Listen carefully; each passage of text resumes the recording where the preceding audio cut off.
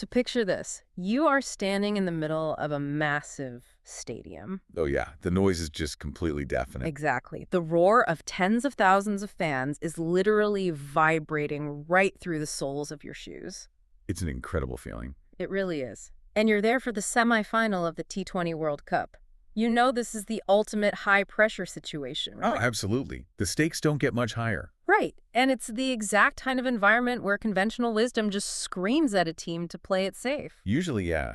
In a knockout game, you're supposed to minimize mistakes, Yeah, feel out the pitch. respect the opposition's opening bowlers, and just slowly build a foundation for a late overs assault. Build for the finish, exactly. Well, yeah. But what if instead of playing not to lose a team decides to just completely throw that traditional playbook straight into the incinerator? Which is wild to even think about. It is. What if they decide to go all in from the very first ball and just embrace absolute chaos? It's a terrifying prospect for the opposition captain, honestly. I mean, Mm. it goes against almost every natural instinct of survival in high-stakes, sudden-death sports.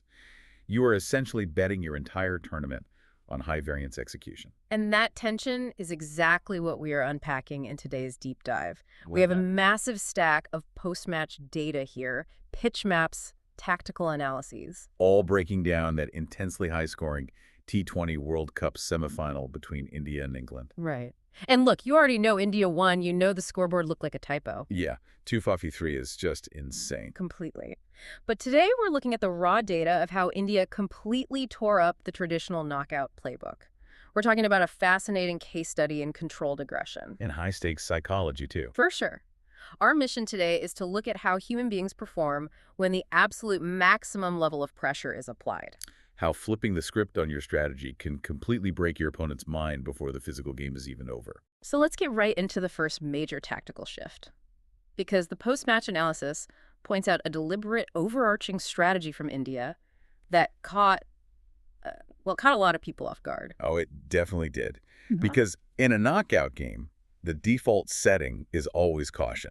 Right. You want to preserve wickets in the power play. Exactly. But India bypassed that entirely. They went with an attack-first batting strategy. They didn't just want to set a defendable total. The intent was clearly to utterly overwhelm England's bowling attack right from the get-go. Which carries an astronomical level of risk. I mean, if you attack first against a world-class bowling lineup and the ball is moving off the seam, You could be in real trouble. you can easily find yourself 3 wickets down inside the first 4 overs. And then the match is effectively over. You'd look foolish. Completely. But when it works, you don't just accumulate runs. You steal the opponent's confidence. Yeah. You force the opposing captain to burn through their defensive field settings and secondary bowling plans within the first 20 minutes of the game. And the absolute engine of this momentum today was Sanju Samson. Unbelievable innings. I mean, his performance completely warped the expected run rate timeline. He smashed 89 runs off just 42 balls. Just brutal hitting. He essentially condensed a massive 12-over scoring effort into the span of 7 overs. So tell me, how does the sheer violence of that innings early on fundamentally alter the physics of the rest of the game for the batting side? Well, it acts as the ultimate catalyst. The tactical breakdown actually calls it a momentum engine. A momentum engine. I like that. Yeah, because Samson wasn't just finding the boundary, he was shifting the entire gravitational pull of the match. How so? Think about it. When a single batter operates at a strike rate well over 200, and they're consistently dispatching good deliveries. Not just bad balls, but good balls. Exactly. It allows the batter at the non-striker's end to play with absolute freedom. Oh, because the pressure is off them. Right. They don't feel the scoreboard pressure to manufacture risky low-percentage shots against the spin, because Samson is already managing the run rate on his own. So he dismantled the primary bowling plans England had spent days preparing. Yes. He forced them into a reactive defensive posture almost immediately. And that relentless pace brings up another glaring stat from the match data. This is what really fascinated me. The middle overs. Yes. It wasn't just the power play explosion. We all know that traditionally the middle overs are where teams consolidate. The field spreads out, the spinners come off. Right, and batters are usually content to just knock the ball into the gaps, pick up singles, and wait for a bad ball. But India kept their run rate above 12 runs per over during that entire middle phase. Which is practically unheard of in a high-stakes knockout. Why is it so devastating? Maintaining a run rate above 12 through the middle overs breaks the fundamental rhythm of T20 cricket. Usually a fielding captain relies on those overs to squeeze the opposition. To regain a sense of control. Right. They use their spinners to dictate the pace. By refusing to downshift, India denied England any oxygen. They never let the spinner settle into a length. Never. I imagine from a fielding captain's perspective that causes absolute panic. Total panic. You are constantly shuffling your fielders, pulling your hair out, trying to find someone to bowl a quiet over. Second-guessing your matchups. Exactly, because the mathematical reality of the scoreboard is accelerating away from you. Yeah. You can't set a field for a batter who is willing to hit good length deliveries over extra cover for 6 in the 10th over. It literally breaks the geometry of the field. It really does. And run away it did. India's finishing overs just piled on the agony. They pushed their total well past the 250 mark, eventually setting a monumental target of 253. A mountain. A massive mountain. Now, scoring 253 in any T20 is a massive achievement, but doing it in a World Cup semifinal feels like establishing a psychological barrier. Well, without a doubt. But I want to dig into the math here for a second. Why is 253 such a breaking point? Because the analytics specifically highlight the 240 run mark as a critical threshold. What actually happens to a chasing team's mentality when the target crosses 240? That specific number is where the math basically overrides the game plan. Putting up a score of 240 or more in a knockout game fundamentally alters the reality of the team chasing it. Okay, break that down for me. So, below 220, a team can still arguably pace their innings. They can afford a quiet over or two to get their eye in.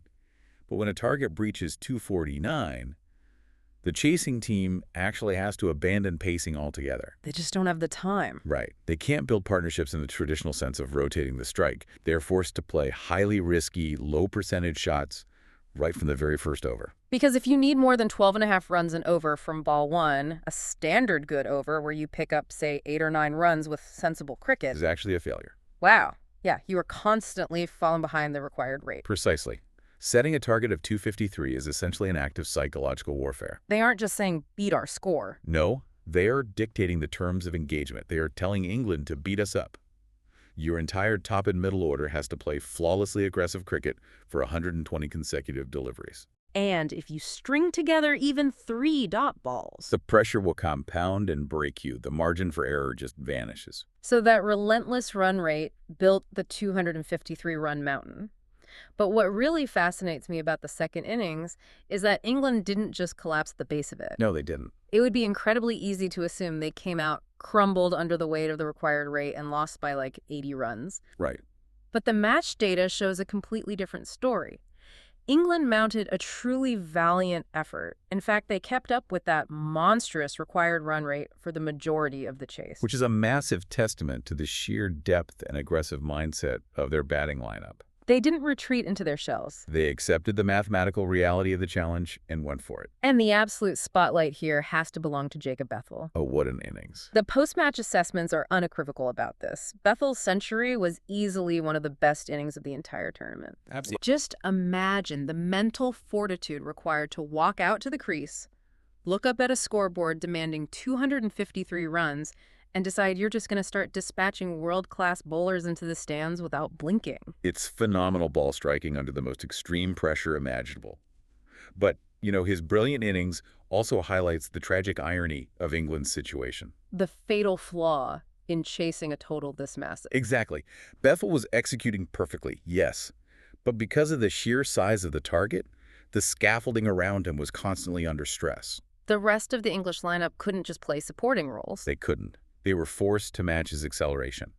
And when every single batter is forced to accelerate from their very first delivery, they take on matchups and risks they normally wouldn't touch. So the risk profile is completely inverted. Yes. You try to hit a ball for 6 over long on that you normally would have just driven down the ground for a comfortable single. That is the exact trap. England was keeping up with the run rate, but the cost of maintaining that speed was their wickets falling at critical, inopportune moments. You cannot sustain that level of risk across 6 different batters without the law of averages catching up to you. Right. It's just math. I'm looking at the timeline of the chase here, and these wickets falling in the middle overs seem to be the ultimate turning point of the match. They were. they didn't act like a brick wall, right? England didn't just crash and stop scoring entirely. No, they kept hitting boundaries. But every time a new batter had to come to the crease, it took them maybe 2 or 3 balls to adjust to the pace of the pitch. And in a chase of 253, you don't have 2 or 3 balls to spare, do you? You really don't. Those middle-over wickets acted like speed bumps. They slowed the chase just enough to spike the required run rate by another fraction of a run. Keeping India mathematically and psychologically ahead the entire time. That's the tightrope of the modern T20 chase. You can have a player score the century of a lifetime like Bethel did, but if the required run rate is a relentless monster, the effort is ultimately doomed. The required rate dictates the risk. The risk dictates the wickets, and the wickets dictate the result. Spot on. So let's flip the perspective for a second. I'm looking at these middle overs, and it feels kind of counterintuitive. Usually a captain defending 250 just sets a deep field, protects the boundaries, and waits it out. Usually, yeah. But given how Bethel was striking the ball defending this specific total must have been nerve-wracking for India. The volatile nature of T20 cricket means that no total is ever truly safe, right? It's incredibly volatile. Modern bats are huge. The boundaries at these venues are relatively short, and momentum can swing violently within the span of 6 deliveries. Just one big over. Exactly. If just one English batter had joined Bethel and they managed to take, say, 25 runs off a single over, suddenly the entire complexion of the match flips. The pressure shifts right back to the bowling team instantly. Without a doubt. When you're defending a massive total against a set batter who has seen the ball like a beach ball, the fear of that one big over haunts your every field placement. You're just waiting for it to happen. You are acutely aware that a couple of mishits that carry for 6 or a few missed Yorkers can turn a comfortable defense into a nail-biting nightmare. Which brings us to the art of defending a mountain, and specifically the crucial role played by Hardik Pandya. A fantastic spell. The tactical breakdown really highlights his spell of bowling. He wasn't just out there trying to bowl 145 kilometers an hour to knock the stumps out of the ground. No, he was much smarter than that. He was executing highly tactical situational bowling. He stepped up to break those dangerous partnerships, and more importantly, he choked the scoring rate during the most crucial high-stress overs. And this is a brilliant takeaway from the match data. India's bowlers did not blindly dominate this game with unplayable swing and pace. Right. When you look at the pitch maps, it wasn't about beating the bat every time. Instead, India relied on perfectly executed situational bowling, managing the margins of the game. So I'm looking at the pitch maps from those final 5 or 6 overs, and it doesn't look like they were just hunting for Yorkers on middle stump. Not at all. What was the actual blueprint to stop the bleeding once Bethel really got going and England was threatening? How do you map out those overs without panicking? Well, the data shows a very strict 3-pronged approach from India to close out the game. Okay, let's hear it. Step 1, of course, was establishing that 240-plus buffer with the bat, which gave them the mathematical high ground we just discussed. Right, the mountain. But step 2 is where the bowling execution really shines. They heavily utilized variation bowling, specifically rolling their fingers over the ball for off-cutters and wide, slower balls. Okay, so they took pace off. Yes. They realized they couldn't beat the English batters with pure pace because the batters were already geared up to swing hard. So it's about disrupting the biomechanics of the swing itself. Exactly.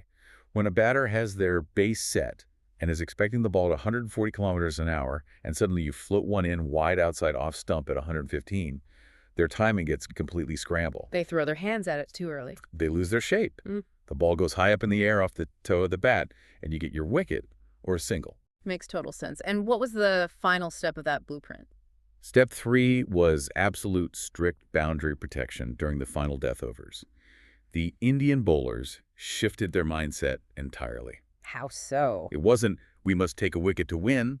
The mindset was, we absolutely cannot concede a 6 under any circumstances. Ah, so they bowled to extremely defensive fields. Executing wide lines, perfectly happy to concede 1s and 2s. They let the math eventually run England at a time. And despite England's incredibly strong batting effort and Bethel's heroics, this clinical situational strategy worked perfectly. It really did. India held their nerve. They didn't panic when Bethel was flying. They stuck to the situational bowling, and they let the enormity of the target do the heavy lifting for them. They accepted that boundaries would be scored, but they controlled where and how often those boundaries happened. It was a mature, data-driven defensive effort. Which perfectly sets the stage for what comes next. India has survived the semifinal. They've flexed their offensive muscles. They've proven they can defend under fire. And now we look ahead to the final. The big one. And waiting for them is New Zealand. If you were writing a script for a sports movie, you couldn't ask for a better clash of styles. It is perfect. You have India's sheer, unadulterated firepower and chaotic, controlled aggression going right up against New Zealand, a team universally renowned for their absolute discipline, their systemic execution, and their icy calm in big knockout matches. It is the ultimate contrast in cricketing philosophy. New Zealand is the team that simply does not make unforced errors. They don't beat themselves. Never.